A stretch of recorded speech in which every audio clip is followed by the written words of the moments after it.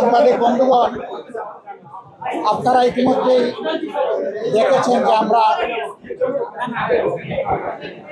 হাসপাতাল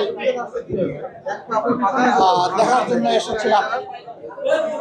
এখানে হাসপাতালের কর্তৃপক্ষ আমাদেরকে ইতিমধ্যেই তারা অভ্যর্থনা জানিয়েছেন, আমরা তাদেরকে ধন্যবাদ জানাই।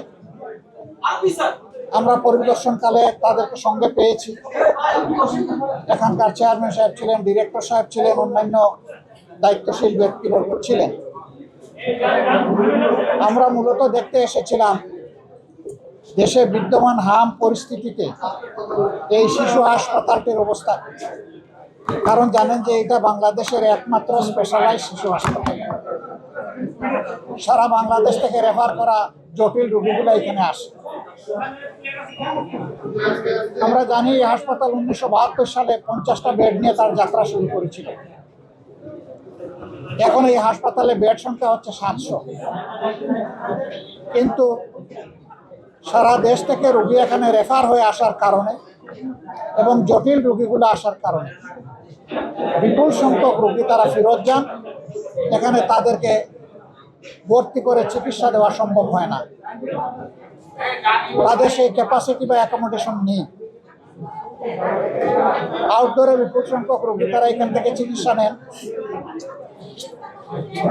একটা দিক ভালো আমরা দেখে আসলাম যে হাসপাতালটা পরিষ্কার পরিচ্ছন্ন এবং ফ্লোরের মধ্যে, রাস্তার মধ্যে কোনো বেড ফেলা নেই। এখানে সরকারি হাসপাতালগুলোতে গেলে ভিন্ন দৃশ্য দেখা যায়, এইটা এখানে নেই।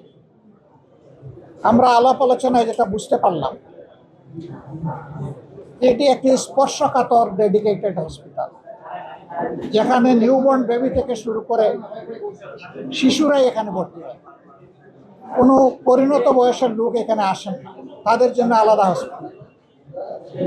এই অবস্থায় এখানে জটিল রোগী যারা আসে তাদের জন্য পিআইসিউ আছে, পেডিয়াট্রিক আইসিউ, এনআইসিউ, আরও 4টা ডিসিপ্লিনের এইরকম আইসিউ আছে।